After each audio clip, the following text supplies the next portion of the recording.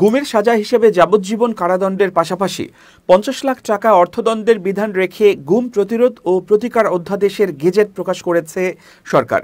একই সঙ্গে গুমের ফলে মৃত্যু হলে সর্বোচ্চ সাজা মৃত্যুদণ্ডের বিধান রাখা হয়েছে অধ্যাদেশে। রাখা হয়েছে ১ কোটি টাকা অর্থদণ্ডের বিধান।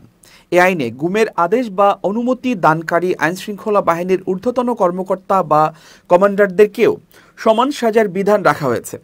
অধস্তনদের নিয়ন্ত্রণে ব্যর্থ হলেও সমান দণ্ড প্রদানের সুযোগ রাখা হয়েছে আইনে। সোমবার রাতে আইন, বিচার ও সংসদ বিষয়ক মন্ত্রণালয় অধ্যাদেশের গেজেট প্রকাশ করা হয়। গত ৬ নভেম্বর এই অধ্যাদেশের খসড়া চূড়ান্ত অনুমোদন দেয় অন্তর্বর্তী সরকারের উপদেষ্টা পরিষদ, যেখানে বিশেষ ট্রাইব্যুনাল গঠন এবং অভিযোগ গঠনের ১২০ কার্যদিবসের মধ্যে বিচার সম্পন্ন করার বাধ্যবাধকতা রয়েছে।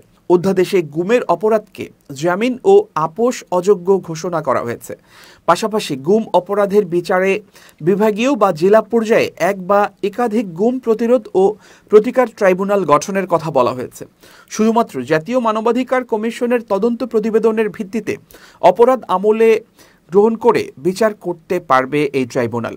অধ্যাদেশে বলা হয়েছে, ম্যাজিস্ট্রেটের সামনে হাজির করার আগ পর্যন্ত গ্রেপ্তার হওয়া ব্যক্তির অবস্থান রাষ্ট্রীয় নিরাপত্তার স্বার্থে গোপন রাখা যাবে।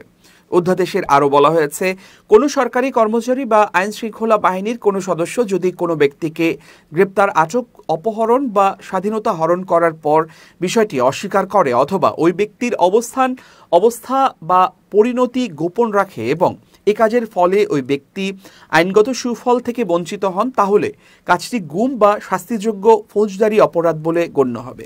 একই সঙ্গে দায়ী ব্যক্তি যাবজ্জীবন কারাদণ্ড বা অনধিক ১০ বছরের কারাদণ্ডের দণ্ডিত হবেন। এই অপরাধে দায়ী ব্যক্তি সর্বোচ্চ ৫০ লক্ষ টাকা অর্থদণ্ডে দণ্ডিত হবেন। অধ্যাদেশে বলা হয়েছে, যদি আইনশৃঙ্খলা বাহিনীর কোনো ঊর্ধ্বতন কর্মকর্তা বা কমান্ডার বা দলনেতা এ ধরনের অপরাধ সংঘটনে অধস্তনদের আদেশ, অনুমতি, সম্মতি, অনুমোদন বা প্ররোচনা দেন কিংবা নিজেই অংশ নেন, তাহলেও তিনি মূল অপরাধের জন্য নির্ধারিত দণ্ডে দণ্ডিত হবেন। ঊর্ধ্বতন কর্মকর্তা বা কমান্ডারের অবহেলা বা অদক্ষতার কারণে অধস্তনরা এমন কোনো কর্মকাণ্ডে জড়ালেও সাজা পেতে পারেন সেই ঊর্ধ্বতন কর্মকর্তা।